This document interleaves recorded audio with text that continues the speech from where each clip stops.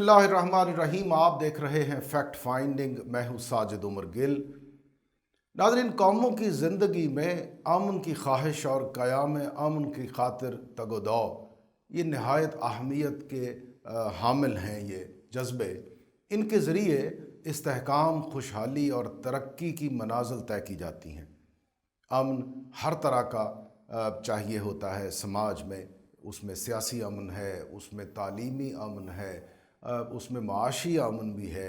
امن کے جس قدر بھی اینگلز ہیں وہ تمام کے تمام درکار ہوتے ہیں کسی بھی ملک، معاشرے اور سماج کی ترقی کے لیے. آج ہم بات کریں گے پروفیسر سید محمود غزنوی ہمارے مہمان ہیں. آپ چیئرمین، مرکزی چیئرمین ہیں پاکستان، وہ جو قومی امن کمیٹی اس خواہش کی تحت جس کا قیام عمل میں لایا گیا ہے کہ ہمارے ہاں ایک ہارمونائزڈ سوسائٹی کے لیے جو کاوشیں ہیں وہ شبانہ روز جاری رکھی جائیں اور ان سے کوئی فروٹفل ریزلٹس جو ہیں وہ بھی حاصل کیے جائیں. سید صاحب، آپ کی آمد کا بہت شکریہ. جی سید صاحب، یہ فرمائیے، آپ قومی امن کمیٹی کے مرکزی چیئرمین ہیں پورے پاکستان میں، اور جہاں تک اس کا مینیفیسٹو ہے اس میں جو ہماری اقلیتیں ہیں ان کے حقوق کا تحفظ بھی آپ ہی کی ڈومین ہے، آپ اس کے لیے بھی کاوش کرتے ہیں. کچھ ذرا اس کے بارے میں تفصیل ہو جائے آپ کی زبانی. السلام علیکم. جی نحمدہ و نصلی علی رسولہ الکریم، اما بعد فاعوذ باللہ من الشیطان الرجیم. جی بالکل ایسے ہی ہے. ہم بین المذاہب ہم آہنگی کے لیے کام کرتے ہیں. رواداری اور تحمل، برداشت اور معاشرے میں ایک دوسرے کے ساتھ بحث کی بجائے مکالمے کو فروغ دینا. گریٹ. اور اس میں وہ اقلیت مکالمہ جو بالکل جس کا فقدان ہے ہم میں، بلکہ پوری امت میں ہی لگ بھگ، مکالمے کی جگہ مجادلہ اور مقاتلہ جو ہے اس طرح کے بڑے بھانڈے سے رویے فروغ پا گئے ہیں. سید صاحب، تو مکالمہ تو بہت اہم ہے، آپ جاری رکھیے. جی تو یہ بات بڑی اہم ہے کہ معاشرے میں جہاں ہم ترقی کر رہے ہیں ہر فیلڈ میں، انسان یعنی ہم ٹیکنالوجی میں بہت ترقی کر گئے ہیں. ہم ہر میدان میں دیکھا جائے تو ترقی بھی کر رہے ہیں اور بڑی تیزی سے ترقی کر رہے ہیں. لیکن وہاں یہ ساتھ ساتھ یہ بھی ایک بڑی المناک حقیقت ہے کہ ہمارے اندر عدم برداشت جو ہے وہ بھی بہت تیزی سے فروغ پا رہی ہے. اور لوگوں کے رویے میں شاید زندگی فاسٹ ہونے کے ساتھ ساتھ ہم نے فاسٹ زندگی، تیز رفتار زندگی تو اپنا لی ہے یورپ کی کاپی کرتے ہوئے، یا وہاں سے ٹیکنالوجی آنے پہ ہم بھی فاسٹ ہو گئے ہیں. لیکن انہوں نے ساتھ اپنی معاشرتی اقدار میں تحمل اور برداشت کو ایک بڑی واضح جگہ دی ہے. ہم شاید اپنے اسکولز، کالجز کے ذریعے اور معاشرے میں دوسرے ذرائع کے ذریعے ابھی تک ناکام رہے ہیں کہ ہم تحمل اور برداشت کو فروغ دے سکیں. اس وجہ سے آج ہمیں نظر آتا ہے کہ لوگوں میں عدم برداشت اس تیزی سے پھیل رہی ہے کہ اگر گاڑی کا جمپر بمپر بھی ہو جائے تو لوگ ایک دوسرے کے خلاف لڑنے کو کھڑے ہو جاتے ہیں. سڑکوں پر سرعام الجھنا شروع ہو جاتے ہیں. جی بالکل. اس کو یہ روڈ سے لے کے اور اگر ہم پارلیمنٹ تک چلے جائیں ایک دوسرے کے لیے سخت عدم برداشت ہے. اور اگر دوسرے سیاستدان کے بارے میں یا دوسرے مذہبی نقطہ نگاہ رکھنے والوں کے لوگوں کے بارے میں اتنی سخت رویہ اختیار کر لیتے ہیں اور اتنی سخت زبان استعمال کر لیتے ہیں جو میں سمجھتا ہوں کہ معاشرے کے لیے بہت خطرناک ہے اور ہمیں اپنے رویوں میں تبدیلی کی ضرورت ہے. دیکھیے، آپ اگر شاکی ہیں عدم برداشت کے، تحمل نہ ہونے کے معاشرے میں، تو سیدی آپ جانتے ہیں 16 دسمبر سقوط ڈھاکہ، اسی ماہ دسمبر میں یہ سانحہ برسوں پہلے پیش آیا. لگتا یہ ہے کہ اگر جس طرح کے حالات تب تھے آج بھی لگ بھگ اسی طرح کے ملتے جلتے ہیں، تو ہم نے تو پھر 16 دسمبر اتنا اہم ترین اپنا بازو کٹوا لیا، مشرقی پاکستان ہم سے جدا ہو گیا، مگر ہم نے کوئی سبق نہیں سیکھا لگتا ہے. کیا کہتے ہیں آپ اس پہ؟ جی بالکل ایسا ہی ہے. اگر ہم دیکھیں تو ہمارے رویوں میں کوئی خاص تبدیلی نہیں ہے، بلکہ ہمارے رویے زیادہ بگڑے ہیں. سقوط ڈھاکہ میں تو خیر جغرافیائی حالات اور بہت سے اور بھی ایلیمنٹ شامل تھے. اب بہرحال پاکستان سٹیبل ہے اور ایک ایٹمی قوت ہے. افواج پاکستان ماشاءاللہ بہت مضبوط ہیں. لیکن وہاں پر یہ بات آپ کی بالکل درست ہے کہ ہمیں اپنے سیاسی رویوں میں، اپنے ذاتی مزاج میں اور سیاسی مزاج میں اور معاشرتی مزاج میں بہت بڑی تبدیلیاں لانے کی ضرورت ہے۔ کیسے آئیں گی؟ کیسے آئیں گی؟ ہر شخص کو اپنا جائزہ لینا پڑے گا، میڈیا کو اپنا صحیح کردار ادا کرنا پڑے گا، اور میں سمجھتا ہوں کہ میڈیا سب سے اہم کردار ادا کر سکتا ہے۔ شاجید، میڈیا کا کردار دیکھیے نا، ہم جتنے اہم مسائل ہیں، موضوعات ہیں، ہم ان کو اجاگر کرنے کے لیے، عوام میں شعور بیدار کرنے کے لیے اپنی کاوش کرتے ہیں۔ ہم انتظامیہ تو نہیں ہیں، نہ ہم مقننہ ہیں کہ ہم کوئی قانون بنائیں گے۔ ہمارا کام تو یہ ہے کہ مسائل کو اجاگر کرنا اور جو متعلقہ محکمہ جات ہیں ان تک آواز پہنچا دینا کہ صاحب یہ مسئلہ درپیش ہے، اس کا کوئی حل کرنے کے لیے جو طاقت ہے، جو قوت متحرکہ ہے، وہ تو انتظامیہ، مقننہ یا آپ کی جو حکومتیں ان کے پاس ہوتا ہے سر۔ جی بالکل ایسا ہی ہے، لیکن یہ تو بات ہو رہی نا کہ احساس پیدا ہونے کی، اور اس میں علماء دین کا کردار بڑا اہم ہے۔ ابلاغ میں سمجھتا ہوں کہ میڈیا میں، سوشل میڈیا اور اس کے علاوہ جو علماء اور اساتذہ ہیں وہ سب سے اہم کردار ادا کر سکتے ہیں۔ ٹھیک ہے، مگر آپ نہیں دیکھتے سید صاحب کہ جو آپ نے علماء کا ذکر کیا، جن کی ذمہ داری نہایت اہم ہے ایک مسلم معاشرے میں، مگر وہ بھی آپس میں بٹے ہوئے ہیں، مفادات کا کھیل ہے، تفرقات ہیں بے پناہ، اور اپنی وہ کیا کہتے ہیں، اپنے دو اینٹ کی مسجدیں بسا کے بیٹھے ہوئے ہیں۔ وہ تو اپنے مفادات کی آبیاری میں الجھے ہوئے ہیں۔ علماء تو ذمہ داری ادا کریں تو پھر تو بہت آئیڈیل سچویشن ہو جائے گی سید صاحب۔ بالکل یہی مشن لے کے ہم نکلے ہیں۔ علماء کا بھی معاملہ یہ ہے کہ ٹھیک ہے، تفرقات تو معاشرے میں موجود ہیں، اور جس طرح ہر شعبے میں کچھ خامیاں ہیں، کچھ کمی کوتاہی ہے، وہ یہاں بھی ہے۔ لیکن میں خود ذاتی طور پہ کتنے علماء کو ایسے کو جانتا ہوں جن کے ساتھ وقت گزارنے کو ملا کہ وہ اللہ کے ولی محسوس ہوتے ہیں، پتہ چلتا ہے۔ یہ ضرور ہے کہ لیڈرشپ ایک ایسا معاملہ ہے کہ علماء میں چونکہ وہ لیڈ کرتے ہیں، ان کی ایک فالوئنگ ہوتی ہے، تو ہر شخص، یہ بات اسکول پرنسپلز میں بھی لگتی ہے اور بہت سے لوگوں پر بھی، کہ ہم معاشرے میں علماء کی بات نہیں کرتا، معاشرے میں جن لوگوں کے بھی فالوورز ہوتے ہیں ان کے اندر ایک پرابلم پیدا ہو جاتی ہے کہ وہ جو ہے وہ صرف اپنے آپ کو ایک مین لیڈرشپ سمجھ لیتے ہیں اور دوسری لیڈرشپس کا انکار شروع کر دیتے ہیں۔ اپنے وجود کو منوانا چاہیے، وہ بہت اچھی بات ہے، اور لوگوں کو لیڈ بھی کرنا چاہیے، لیکن دوسرے لیڈرز کو بھی مانتے ہوئے ایک جگہ جمع ہو جانا چاہیے۔ تو اس تگ و دو میں یعنی جیو اور جینے دو والا جو ہے وہ یہ جو انداز ہے ہمیں اپنانا پڑے گا، تاکہ ہم یہ ہر طرح کی جو ہمارے ہاں شدت پسندی در آئی ہے اس سے چھٹکارا حاصل کیا جا سکے۔ آپ یہی فرما رہے ہیں نا سید صاحب؟ میں یہ کہنا چاہتا ہوں کہ میں یا آپ، ہم یہ مان لیں کہ میں صحیح ہوں، اس میں کوئی حرج نہیں ہے، لیکن میں ہی صحیح ہوں یہ والا رویہ نہیں اپنانا یہ بالکل غلط بات، بالکل ٹھیک بات، یہی مکالمے کی طرف آنے کی بات ہے، یعنی دوسروں کو مکالمے کو سپیس جو ہے وہ دی جائے۔ جی، مکالمے کو فروغ دیا جانا چاہیے، دوسروں کے نقطہ نگاہ کو سمجھنا چاہیے، اور اس وقت میں سمجھتا ہوں کہ پاکستان کی ترقی کے لیے اپنے مفادات کو ہر شعبہ زندگی کے جو قائدین ہیں انہیں چاہیے کہ بالکل خلوص کے ساتھ اپنے مفادات کو پیچھے رکھ کر امت کے اور قوم کے مفادات کو آگے لے آئیں۔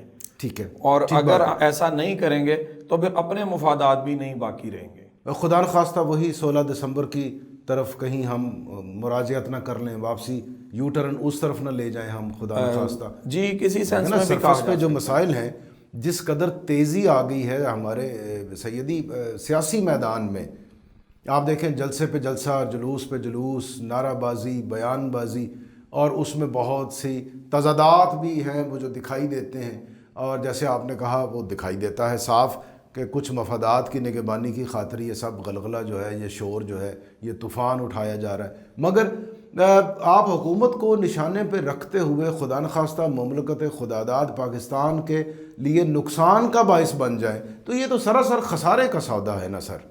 جی کیا کہتے ہیں آپ اس میں؟ جی بالکل ایسے ہی۔ شدت پسندی جو ہے وہ شدت پسندی صرف مذہبی نہیں ہوتی، بلکہ اس وقت تو دیکھا جائے ملک میں جو صورتحال جا رہی ہے وہ سیاسی شدت پسندی بہت بری صورت حال اختیار کرتی جا رہی ہے. دیکھیں مخالف جو سیاستدان ہیں ان کو جانوروں سے تشبیہ دینا، ان کی اوٹ پٹانگ تصویریں بنانا، ان کے خلاف انتہائی حد تک امیز جو انسانیت سے گرے ہوئے ہیں فکرے استعمال کرنا، اور یہ تمام پارٹیوں کے، میں معذرت کے ساتھ کہوں گا کہ جوہلا کی طرف سے، یقیناً ان کے جو سمجھدار لوگ ہیں وہ ایسا نہیں کر رہے، لیکن کچھ لوگ ایسا ضرور کر رہے ہیں کہ ہیٹریڈ کو، نفرت کو بہت فروغ دے رہے ہیں. تو معاشرے میں ایسا تو نہیں ہونا چاہیے. آپ اختلاف رائے رکھ سکتے ہیں، آپ کسی پہ تنقید کر سکتے ہیں، لیکن اس کی بھی حدود و قیود ہونی چاہیے. لیکن آپ مجھے یہ فرمائیے سید صاحب کہ جو لوگ باز نہیں آتے، وہ اپنے مفادات کو بالائے طاق نہیں رکھ پاتے بلکہ ان کو سر فہرست رکھتے ہیں، اس میں قوم کو، ملک کو، اپنے ہم وطنوں کو وہ بالکل پیچھے دھکیل دیتے ہیں، اپنے آپ کو مرکز بنا کر وہ اپنی گھوڑے جو ہیں وہ بگائے رکھتے ہیں. ان کا علاج کیا ہے سید صاحب؟ کیسے ان کو سمجھایا جائے؟ مکالمے کی تو گنجائش ان کے ساتھ رہی نہیں. جی بالکل. تو بند گلی میں مفاد پرست سے تو مکالمے کا فائدہ کوئی نہیں ہے، کہ مفاد پرست تو پہلے ہی سمجھتا ہے معاملات کو، اور وہ مکالمے کی طرف آنا بھی نہیں چاہتا کیونکہ اسے اپنے مفادات عزیز ہوتے ہیں، اور مکالمے کی صورت میں وہ بے نقاب ہو سکتا ہے. تو یہاں پر جو میں نے جیسے شروع میں کہا کہ میڈیا سب سے اہم رول ادا کر سکتا ہے، وہ اس سے اسی جانب میرا اشارہ تھا کہ آپ بے نقاب کریں گے کون کیا کر رہا ہے. تو مجھے بھی فکر رہے گی کہ اگر میں اپنے ذاتی مفاد پر ڈٹا رہا اور قومی مفاد کو اور اجتماعی مفاد کو میں نے پسے پش ڈالا، تو کسی دن پھر آپ میرے خلاف بولیں گے میڈیا والے اور مجھے بے نقاب کریں گے. تو جس کو وہ ایک، یہاں پر میں ایک شعر سنانا چاہوں گا کہ حضرت اکبر الہ آبادی رحمۃ اللہ علیہ کا شعر ہے کہ اللہ کی جس کو شرم ہے وہ ہے ولی دین. اللہ کی جس کو شرم ہے وہ ہے ولی دین، دنیا کی جس کو شرم ہے مرد شریف ہے، جس کو کسی کی شرم نہیں اس کو کیا کہوں، فطرت کا وہ رذیل ہے دل کا کثیف ہے. تو یہ ہے کہ کم از کم کچھ لوگ اللہ کی شرم کرتے ہیں تو وہ تو بہت اعلیٰ درجہ ہے، لیکن اگر کوئی اندر اس کا ضمیر زندہ نہیں ہے تو کم از کم اس کو یہ ڈر تو ہو کہ اسے ایکسپوز کیا جائے گا، لوگوں کا خوف سامنے جی لوگوں کا خوف. ٹھیک ہے ٹھیک ہے، وہ اور جس میں یہ دونوں نہیں ہیں. اچھا، ہم اب دیکھتے ہیں سید صاحب، ہمارا اتنا بدنما داغوں کی طرح سے ہمارے سماج کے چہرے پہ، دامن پہ یہ سجے ہوئے، لوگ اس قدر ڈھٹائی سے جھوٹ بولتے ہیں، دعویٰ کرتے ہیں، متضاد ان کی بیانی، اس سے خلفشار خلجان جنم لے رہا ہے، سماج کی سمت درست نہیں ہو پا رہی. آپ استاد بھی ہیں، آپ کے پاس کوئی ایسا لایا عمل ہے کہ اس قوم کو وہ جو نئے سرے سے اس کی تربیت کرنے کے لیے کچھ جو اختیار کیے جائیں ذرائع؟ جی بالکل درست فرمایا آپ نے. تو تیاریاں جو ہوتی ہیں ہمیشہ بھی کسی معاملے کے لیے لانگ رن اور شارٹ رن پالیسیز بنائی جاتی ہیں. تو جو میں نے وہ تو شارٹ رن پالیسی میں کہا کہ میڈیا کردار ادا کرے، اور ان دا لانگ رن تو یہ ہے کہ جو تعلیمی ادارے ہیں وہاں تربیت کا فقدان ہے، اور تعلیم پر بڑی بھرپور توجہ ہے لیکن تربیت کا فقدان ہے. اساتذہ کو رول ماڈل بننا ہوگا، اساتذہ کی اپنی تربیت ہونی چاہیے. یہ تربیت ہونی چاہیے کہ آپ صرف پڑھانے نہیں جا رہے بلکہ آپ تربیت کرنے جا رہے ہیں. اور ابھی بھی بہت اچھی قوم کی حالت ہے، لیکن جو ہم ٹارگٹس اچیو کرنا چاہتے ہیں اس میں یہ ہے کہ آپ نے درست فرمایا کہ جھوٹ کو تو ہمیں اپنی زندگیوں سے منہا کرنا ہوگا. ٹھیک ہے ٹھیک ہے، چلیں ایک بات ہو گئی، مزید کوئی گائیڈ لائن آپ؟ جی ایک تو دوسرے میں اپنا یہ شیئر کرنا چاہوں گا کہ میں نے مجھے 2 سال ہوئے ہیں بین المذاہب پر جد و جہد کرتے. ٹھیک ہے. تو الحمدللہ میں نے جمع کر لیا مختلف مکاتب فکر کے لوگوں کو، مذہبی اتھارٹیز کو، ایک پلیٹ فارم پر. سب اپنی جگہ پر اچھا کام کر رہے ہیں، سب بڑے عظیم لوگ اس مشن پر لگے ہوئے ہیں، لیکن مجھے اللہ نے صلاحیت دی کہ میں انہیں جمع کر پایا، کنسنسس ڈیولپ کر لیا آپ نے. تو وہ میں اپنی کامیابی میں سچ کو بڑی اہمیت دیتا ہوں. گریٹ. میں سمجھتا ہوں کہ میں نے کسی بھی معاملے میں کسی جگہ پر بھی جھوٹ سے اجتناب کیا. ٹھیک. تو اس سے پھر یہ ہے کہ یہ معاشرے میں انسان کی اپنی عزت کا باعث بنتا ہے، لوگ اس کا احترام کرتے ہیں. ٹھیک بات ہے. جھوٹ بولنے سے ہم عارضی کامیابی حاصل کر لیتے ہیں لیکن بعد میں ہمیں وہ کامیابی جو ہمارے ساتھ رہتی نہیں زیادہ دیر. تو اس کے لیے ضروری ہے کہ ہم سچ کا راستہ اختیار کریں. اور ٹھیک بات. ٹھیک بات ہے سید صاحب، وقت ہوا ایک چھوٹے سے بریک کا.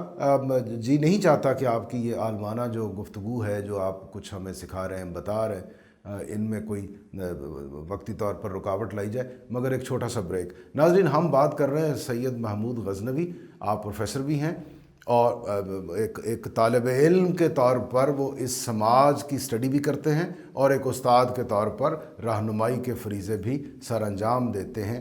ان سے ہماری گفتگو بریک کے بعد بھی جاری رہے گی، آپ ہمارے ساتھ رہیے.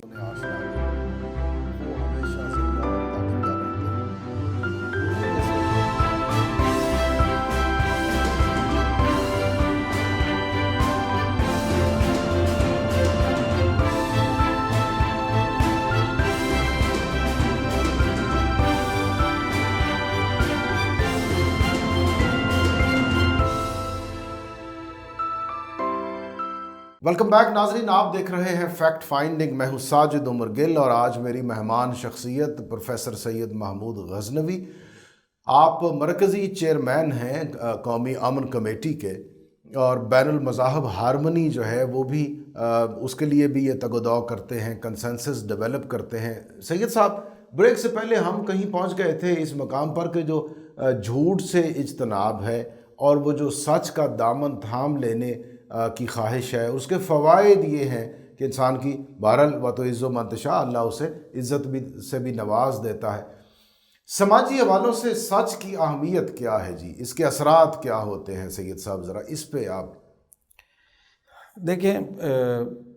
سچ بولنا، جیسے کہ نبی کریم صلی اللہ علیہ وسلم نے فرمایا کہ ہر معاملے میں سچ بولو، چاہے وہ مذاق ہی کیوں نہ ہو. مذاق میں بھی جو بندہ سچ بولے گا، نبی کریم صلی اللہ علیہ وسلم نے اس کے بارے میں بڑی بشارتیں دیں، تو اس کے معاشرے پر بہت زیادہ مثبت اثرات مرتب ہوتے ہیں. ٹھیک، اگر لوگ سچ بولتے ہیں، ایک دوسرے پر اعتماد ڈیولپ ہوتا ہے. آپ یقین مانیں کہ اس سے کاروبار کو بڑی ترقی ملتی ہے. ٹھیک ہے. معاشرے کی ترقی کے لیے سچ کو اڈاپٹ کرنا، اور سچ جو ہوتا ہے نا، وہ ہوتا مشکل ہے. اور یہ ہمارے معاشرے میں عام ہے نا جی. بچپن میں ہم جھوٹ بولتے ہیں، اور معاشرے سے ہی سیکھتے ہیں جھوٹ بولنا. تو میں نے ایک دور میں تہیہ کر لیا جھوٹ نہیں بولنا، سچ بولنا. ٹھیک. تو میں نے یہ دیکھا کہ مجھے سچ بولنے سے ہمیشہ جو ہے نا ان دا لانگ رن آسانی ہوئی. جی آسانی پیدا ہوئی. بالکل ٹھیک بات ہے، آسانی موقع پہ میں نے دیکھا کہ اس نے جھوٹ بولا نا، تو مجھے کچھ ساتھیوں نے کہا کہ آپ بھی یہ جھوٹ بول دیں، وہ ایسے یہ جھوٹ بول رہا ہے تو آپ یہ جھوٹ بول دیں. تو میں نے کہا کہ نہیں، یہ تو تہیہ ہے کہ جھوٹ نہیں بولنا.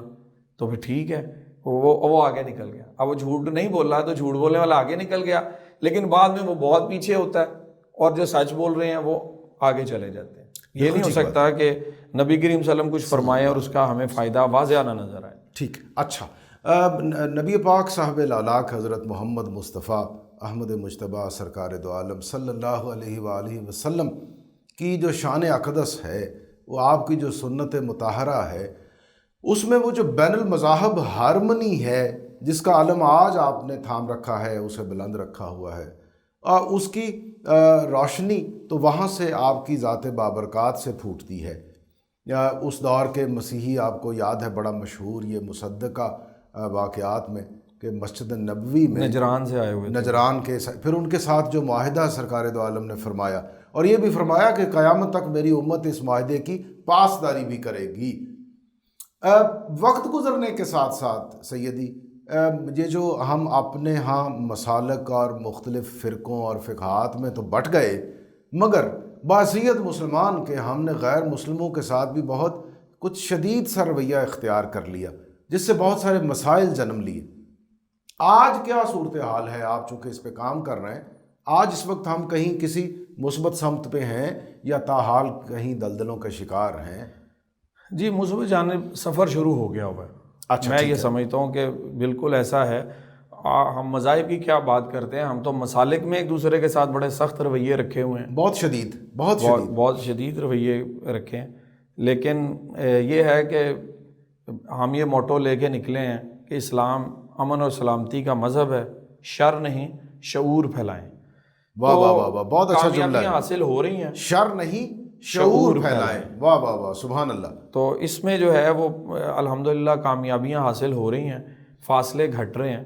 اور اگر کسی شخص کا کچھ اور مذہب یا کچھ اور عقیدہ یا اس کا خدا سے قربت حاصل کرنے کا کوئی اور طریقہ اس کی سمجھ میں آیا ہوا ہے تو ہمیں اس کا بھی احترام کرنا چاہیے، اور ہمیں اپنے مذہبی نظریات، کچھ لوگ کہتے ہیں کہ پھیلائیں نہیں، چھوڑے نہیں اور چھیڑے نہیں، ایسی بات نہیں ہے۔ ہمیں اگر اپنے مذہبی نظریات کوئی بھی شخص پیش کرنا چاہتا ہے تو اسے خوش اسلوبی سے اچھے اخلاق کے ساتھ پیش کر دینے چاہیے، لیکن دوسرے کے اوپر ان کو لاگو کرنے کی کوشش کرنا، اس کو فورس کرنا، اور یہ فورس کرنے پہ بعض اوقات لوگ یہ سمجھتے ہیں کہ فورس کرنا یہی ہے کہ ہم زبردستی کسی شخص کو کہیں کہ میرے عقیدے پر آؤ، ایسا نہیں ہے، بلکہ وہ تو لا اکراہ فی الدین، جی قرآن کا اس طرح کی صورتحال پیدا بھی کر دینا کہ دوسرا اس پہ مجبور ہو جائے کہ جو ہم اچھا ایک جو ہے نا جی ساجد بھائی، بڑی عجیب بات ہے، میں نے یہ دیکھا کہ جب کوئی بندہ یہاں معاشرے میں اپنا مذہب دوسرے پہ لاگو کرنا چاہتا ہے نا تو اس کو ذرا برا نہیں لگتا اور اسے محسوس بھی نہیں ہوتا، چونکہ اسے اپنی مذہبی پریکٹسز یا اپنے عقائد، اپنے کریڈز، اسے محبت ہوتی ہے اور اس کی نگاہ میں سب سے اچھے ہوتے ہیں۔ ٹھیک ہے، تو وہ یہ اچھا نکتہ ہے، یہ اچھا نکتہ ہے کہ وہ اپنے تئیں یہ صحیح سمجھتے ہوئے اپنے آپ کو وہ آگے اس کو پھیلانے کی کوشش کرتا ہے۔ جی اچھا، جب وہ دوسرے کو کہتا ہے کہ میری اس عبادت میں شامل ہو جو، مطلب اس میں کچھ بھی برائی نہیں ہے، لیکن اگر دوسرا کہتا ہے تو پھر اسے لگتا ہے کہ یہ تو جھٹکا سا لگتا ہے۔ جی، تو ہمیں یہ بھی سمجھنا ہوگا کہ مذہب میں جب ہم ہیں، اگر کچھ دوسرے مذہب یا دوسرے عقیدے، مطلب فرقے میں لے لیں کہ اگر دوسرے فرقے کا بندہ ہمارے ساتھ موجود ہے تو مطلب ہم کوئی مذہبی کھانے کی چیز پڑی ہوئی ہے تو ہم اسے مذہب سے اگر ایسوسیٹ کرتے ہیں تو پھر ہم اسے فورس نہ کریں کہ اس کو کھا لو۔ ایک مثال میں نے کہا ہے، کیونکہ ہو سکتا ہے کہ اس کو پر بھاری ہو، اور ہم مذہب پر ہی کیوں کھلاتے ہیں، ہم مذہب کے علاوہ بھی ایک دوسرے کی دعوتیں کر سکتے ہیں، کھلا سکتے ہیں، لیکن جس چیز کو آپ ایسوسیٹ کر لیں مذہب کے ساتھ وہ دوسرے کے سامنے آپ رکھ سکتے ہیں، اس پر زور نہیں دیں کبھی بھی کہ اس کو ایسے۔ اچھا، یہ بڑا ہے تو بہت لطیف نقطہ ہے، مگر یہ بہت اس میں طویل بحث درکار ہے سیدی۔ میں ذرا آپ کو کچھ اور معاملات کی طرف لاتا ہوں۔ آپ مرکزی چیئرمین قومی امن کمیٹی کی حیثیت میں وفاقی حکومت کے معاون کے طور پر بھی کام کرتے ہیں۔ ہمارے ایک مذہبی امور کے حوالے سے ایک بہت نامور مشہور شخصیت، وہ بھی معاون ہے وزیر اعظم کے، انہوں نے گزشتہ دنوں اپنی اس سرکاری حیثیت میں، جس میں کچھ اور دیگر مذاہب کے لوگ بھی بیٹھے ہوئے تھے، ایک پریس کانفرنس، اس میں انہوں نے 295C کے حوالے سے بات کرتے ہوئے کہا کہ 90% جو کیسز ہیں اس حوالے سے وہ فیک ہوتے ہیں، وہ غلط ہوتے ہیں۔ یہ ان کی کوئی لاپرواہی سے کہہ گئے ہیں یا یہ حق پہ مبنی ان کا بیان ہے؟ آپ اس کو کس نظر سے دیکھتے ہیں سر؟ اس میں یہ تو میں اشرفی صاحب کے بارے میں، جی بالکل میرے محترم ہیں، میں یہ سمجھتا ہوں کہ شاید ان سے پرسنٹیج بتانے میں تھوڑا سا مغالطہ ہو گیا، زیادہ ہو گیا۔ اچھا، لیکن غلط کیسز تو بہرحال فائل ہوتے ہیں۔ اچھا ٹھیک ہے جی، غلط کیسز تو فائل ہوتے ہیں، یعنی اس قانون کا غلط استعمال ہو رہا ہے، اس قانون لوگ اس کا عج لیتے ہیں۔ جی مطلب کوئی ایسا قانون بھی نہیں ہوگا جس کا غلط استعمال نہیں ہوتا۔ ہاں، یہ مطلب بات آپ بھی یہ ٹھیک ہے، دیکھیں گے بالکل ٹھیک بات ہے، 302 ہے تو کیا اس کا غلط استعمال نہیں ہوتا؟ بالکل ہو رہا ہے۔ اس کے اس سے کوئی یہ سمجھے کہ کوئی اس کے خدا نہ خواستہ خاتمے کی بات کر رہا ہے تو وہ تو بالکل غلط بات ہے۔ تو چوری کی دفعات ہوں یا قتل ڈکیتی، سب کا ہی غلط استعمال تو معاشرے میں ہوتا ہی ہے، بالکل ٹھیک بات۔ لیکن میں یہ سمجھتا ہوں 95 شاید مغالطہ ہوا انہیں، اتنا زیادہ تو نہیں ہے۔ ہاں، لیکن کہیں جو ہے نا وہ انسان جذبات میں سمجھتا ہوں کہ وہ کہتے ہیں کہ ایسا ہوا، یا وہ دوسرے کا نقطہ نگاہ نہیں سمجھ پائے ہوتے، یا دوسرے کی گفتگو وہ جہاں سے کر رہا ہوتا ہے اس کو وہ سمجھ نہیں پاتے کہ اس نے کیا کہا ہے۔ تو اصل میں آپ کو سید صاحب یاد ہے نا، یہ جو قانون ہے 295 اول، یہ تو برٹش راج نے ہندوستان میں اس کو رائج کیا تھا، اور اس میں یہ ان کا مقصد یہ تھا کہ بین المذاہب جو ہارمنی ہے اس میں برداشت لائی جائے، اس کو ممکن بنایا جائے، اور کسی کو یہ اجازت نہ ہو کہ وہ ایک دوسرے کے مذہبی جو معاملات ہیں اس پہ، یہ پھر آگے اے بی اور سی جو تھا وہ مرحوم جنرل ضیاء صاحب نے اس میں ایڈ کیا، اور جہاں سے اس کا بہت زیادہ بے محابہ استعمال، جس کا جو چاہا جب چاہا اس نے دوسرے پہ ایک الزام دھر دیا، انتظامیہ حرکت میں آ گئی، بات عدلیہ تک جا پہنچی، وہاں سے میڈیا میں آ گئی، غلغلہ مچ گیا۔ آپ کی بات اس سے میں بالکل اتفاق کرتا ہوں کہ ایک محتاط اندازے کے مطابق اس کا غلط استعمال ہو رہا ہے۔ سید صاحب اس کو روکا کیسے جائے گا؟ دیکھیں، لیجسلیشن ہونی چاہیے، اس قانون سازی ہونی چاہیے اس بارے میں بھی کہ اگر کوئی ثابت ہو جائے کہ کسی شخص نے جو اپنے مفاد کے لیے کسی پر یہ جھوٹا الزام لگایا، بلکہ یہ تو پہلے سے بھی موجود ہے میرا خیال کہ اگر کوئی جعلی پرچہ کروانے کی کوشش کرتا ہے تو اس پر جوابی کارروائی ہوتی ہے، تو اس میں تھوڑی سخت کارروائی لیکن دین تو بڑا واضح ہے کہ بہتان ترازی جی اگر وہ غلط کر رہا ہے تو جو سزا ثابت ہونے والے مجرم پہ ہونی چاہیے وہ اگر نہیں ہوتی تو جو دعویٰ کرنے والا اس کو دی جائے کہ اس نے ناجائز کیا، غلط جی۔ اس بہتان میں دھر میں دیا۔ ایک ذاتی واقعہ مشاہدہ تفصیل سے نہیں بیان کر سکوں گا، کیونکہ ہمیں تو ایسی بہت سی چیزوں کو دیکھنا اور سمجھنا پڑتا ہے کہ یہاں تک معاملہ دیکھا کہ ایک معاملے میں نے ایک پولیس آفیسر جو میرے ذاتی دوست بھی تھے انہیں کہا کہ جناب آپ نے کہ پرچہ کیسے دے دیا، تو آپ نے آرڈر کیسے کر دیے پرچے کے؟ تو انہوں نے کہا کہ مجھے نظر آ رہا تھا کہ ایسا معاملہ پورا نہیں ہے، لیکن چونکہ عوامی پریشر تھا اور موب تھا تو عدالت میں جا کے مجھے پتہ ہے کہ یہ بندہ بے گناہ ہو جائے گا، لیکن فوری طور پر ضرورت تھی دیکھیے اس کی۔ شرع یہ کہتی ہے، سید صاحب آپ تو ماشاءاللہ عالم ہیں، خود استاد ہیں، کہ جذبات کی بجائے فیصلے عدل اور انصاف کی بنیاد پر ہونے چاہیے۔ یہ جو مفادات اور مذہبی جذبات اور مختلف قسم کے رویے، سفارش، رشوت، دباؤ، دھمکی، ان سے تو مبرہ ہونے چاہیے نا ہمارے فیصلے، ان کی بنیاد تو عدل و لیکن انصاف ہے۔ دیکھیں نا، یہ بات بھی ٹھیک ہے کچھ حد تک، جو موبز ہوتے ہیں نا بعض اوقات اور جو مطلب ہجوم ہے، تو یہ تو بڑا ہمارے ہاں ایک خیر ایک تلخ حقیقت ہے کہ لوگ جب جذباتی ہو جاتے ہیں تو وہ پھر کوئی بات نہیں سن رہے ہوتے۔ ہونا یہ چاہیے کہ ہم ایک اسلامی معاشرے میں ہیں، ہمیں اگر کسی شخص سے بھی کوئی ایسا معاملہ سرزد ہوتا ہے تو اسے پھر پولیس پہ اور تحقیق پہ چھوڑنا چاہیے، اور اس میں علماء کرام، متعلقہ جو اس علاقے کے علماء کرام ہیں، متعلقہ لوگ ہیں، عالم دین ہیں، اس علاقے کے جو سیاسی لوگ ہیں، وہ سارے بیٹھ کر اس معاملے کا جائزہ لیں، کیونکہ سیاسی لوگ بھی جو ہیں وہ بھی الحمدللہ اپنی ذاتی زندگی میں جتنے مرضی کرپٹ ہوں، لیکن اس طرح کے معاملات میں وہ بالکل امپارشل ہو کے میں سمجھتا ہوں کردار ادا کر سکتے ہیں۔ تو اس کا بیٹھ کر جب بھی ایسا کوئی معاملہ ہو تو میں سمجھتا ہوں کہ علاقے کے علماء کو بھی بٹھا کر اور بات ان کے سامنے رکھ کر، اور جو متعلقہ اتھارٹیز ہیں انہیں چاہیے کہ پھر وہ کوئی آپ نے ابھی جملہ استعمال کیا کہ ذاتی زندگی میں خواہ وہ چاہے وہ کرپٹ ہوں، مگر جن علماء کو آپ بٹھائیں گے وہ ان کی ذاتی زندگیوں میں وہ کیسے ہوتے ہیں سید صاحب، کوئی آپ کو اندازہ ہے؟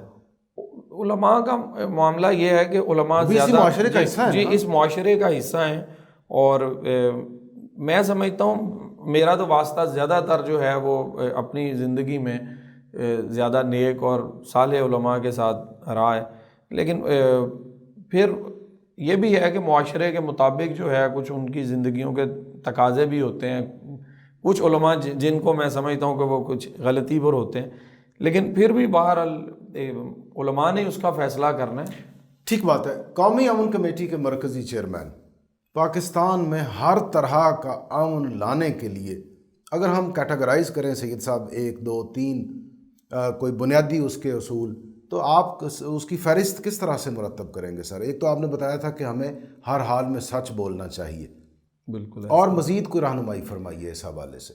دوسرے یہ ہے کہ جیسے ہم علماء کو جمع کر رہے ہیں اور دوسرے مذاہب کے اسکالرز کو جمع کر رہے ہیں، ہم جمع ہوتے ہیں اکٹھے، کچھ تقریبات کرتے ہیں، کوئی بھی موضوع لے لیتے ہیں، اور میں سمجھتا ہوں کہ پاکستان کی ترقی کے لیے کچھ کام ہونا چاہیے۔ کبھی ہم لوگ پودے لگانے لگتے ہیں، اور اگر کچھ نہیں نا تو سب باہم مل جل کر، جی باہم مل جل، واہ واہ واہ، بہت اچھی تو تمام مذاہب کے لوگ ہم پودے لگاتے ہیں۔ اسی طرح ہمیں جو سوشل ورک ہیں وہ مل کر کرنے چاہیے، سماج کی ترقی کے لیے، معاشرے کی میں خوبصورتی لانے کے لیے سب مل جل کر کام کریں، اور اس کو میں سمجھتا ہوں روٹ لیول تک، یعنی نرسری پلے گروپ سے بچے کے ذہن میں یہ ڈالنا چاہیے کہ ہمیں دوسروں کی باتوں کو برداشت بھی کرنا ہے، اور ان میں پاکستانیت کا پرچار بھی ہو، فروغ جی دیا بالکل جائے اسے بالکل ایسے ہی ہمارے ہے، بچوں میں. بالکل ایسے ہی ہے، بالکل اگر ایسے ہی ہماری وہ نرسری تیار ہو جائے بچوں کی، یعنی جو پروان چڑھے اور جوان ہو کر ان کے دل میں راسخ ہو یہ نقطہ کہ پاکستان ہے سب سے پہلے ہماری ترجیح، تو یقیناً وہ ہم سے اچھے شہری ثابت ہوں گے. شاید بالکل ایسے ہی ہے. کیا خیال ہے آپ کا بالکل سید ایسے. صاحب؟ اچھا، اور میں سمجھتا ہوں ایک اچھا مسلمان اگر بنا لینا ہم کسی کو، تب بھی وہ شخص جو معاشرے کے لیے بہت اچھا کردار ادا کر سکتا ہے اپنے وطن کے لیے. اس کے لیے سیرت کا مطالعہ بہت ضروری ہے. ٹھیک ہے. ہمیں سیرت کا مطالعہ کرنا چاہیے، اور اس کے لیے ہمیں صرف جو ہے وہ محدود نہیں رہنا چاہیے کہ کون عالم ہے کون غیر عالم ہے. بچوں کو بھی سیرت کا مطالعہ کروانا چاہیے، کیونکہ نبی لیکن اب وہ رول ماڈل تو وہی ہیں، ان کے سوا تو کوئی اور ہے ہی نہیں. جی بالکل ایسے ہی. آپ نبی کریم صلی اللہ علیہ وسلم سے زیادہ کس نے مفادات کو پس پوچھ ڈال کر ہمیشہ، ہاں جی، وہ اتنی سادہ زندگی، اتنی قربانیوں سے بھری ہوئی زندگی. سبحان اللہ. تو جب ہم انہیں پڑھیں گے تو پھر انسانوں کے اندر یہ جذبہ پیدا ہوگا. اور اس کے علاوہ دوسرے بھی جو مسلمانوں کے بڑے صالحین گزرے ہیں ان کی زندگیوں کا مطالعہ بھی ضروری ہے. بالکل ٹھیک بات ہے، بالکل ٹھیک بات ہے. سید صاحب، ہم نے آغاز کیا تھا 16 دسمبر سقوط ڈھاکہ. مشرقی پاکستان ہمارا اہم ترین بازو ہم سے کاٹ کر جدا کر دیا گیا تھا. ایک ایسا سانحہ جسے ہم آج تک بھلا نہیں پائے ہیں.